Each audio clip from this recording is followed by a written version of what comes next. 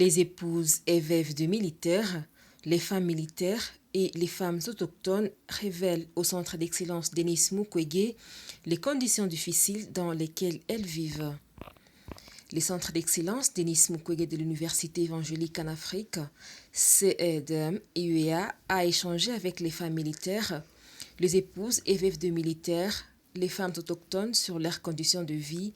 C'est mercredi 21 juillet 2021. Objectif, épingler les problèmes qu'ils rencontrent au quotidien et voir dans quelle mesure elles peuvent être accompagnées dans le cadre de la capacitation. Avant de discuter sur les difficultés qui traversent cette catégorie des femmes du territoire des cabarets, les organisateurs de cette séance ont outillé ces femmes sur les différentes formes de violence et les rôles que doit jouer chaque membre de la famille pour le foyer. Dans des focus group, ces femmes affirment vivre beaucoup de difficultés dans leur foyer et dans la société. Par exemple, les femmes militaires vivent dans la discrimination et ne reçoivent pas tous les avantages comme leurs collègues hommes. Elles travaillent avec leurs collègues hommes, mais elles ne reçoivent pas la ration. Elles ont droit seulement à leur salaire et à tous les autres avantages sociaux. Elles ne reçoivent pas. Ça fait beaucoup d'années qu'elles ne perçoivent pas ces avantages et je pense que c'est un problème qui n'est pas de moindre taille.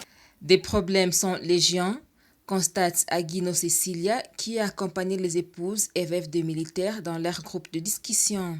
Alors il y a un autre problème qui a été soulevé, c'est que les femmes des militaires ont dit à l'unanimité qu'elles subissent des violences conjugales, tout en essayant de casser ce mythe selon lequel, lorsqu'on est femme de militaire, on est à l'aise, on est bien aimé.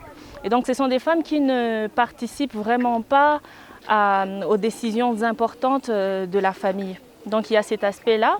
Les femmes autochtones, elles, volent dans les champs et maisons de leurs voisins pour survivre.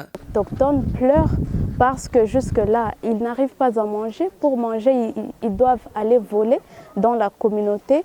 Et quand ils vont voler, ils sont sujets à de multiples violences. Elles sont violées, elles sont battues, torturées et elles arrivent même à être tuées.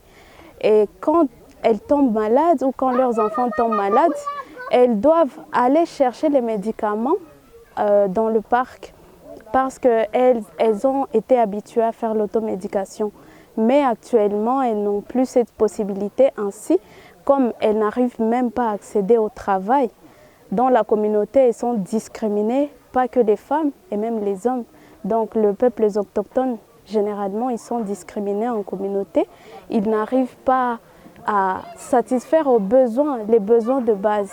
Ces femmes remercient les CEDM de les avoir outillés sur comment vivre dans la famille et comment éviter toutes sortes de violences. Elles recommandent que les hommes et surtout des officiers militaires puissent être aussi formés sur la question des violences sexuelles, celles basées sur le genre et la masculinité positive. Elles ont aussi exprimé les besoins d'être formés dans la coupe-couture et autres métiers pouvant leur permettre de subvenir aux besoins de leur famille. Ago mafundisho kabisa rwasimiri okuba rwigirizaga bagendekere no gukarwigiriza ezo nyigirizo buli nyigirizo barwigirizaga za rugengire bwenene buli yarurali cyumvo ku muntu akarolo mulume wage amwebe pembeni amuyigirize guri abantu bakalamo mu nyumba buliya ahali rwari rwakarola no gurwayigirizanya rwana bakulwarulwa konene rwamamva kwezi nyigirizo umuntu akana kibona hai problem yarengo mu nyumba umuntu anakemo mulume wage ukundi ananti ako kwenyigirizo barwigirize gyaziri umuntu arakilongoza mulume mukaga rikabana. Cet atelier de réflexion s'est tenu à l'église 8e Sépak Kachoucha, Penuel, dans le territoire des Cabarets au nord du Sud Kivu.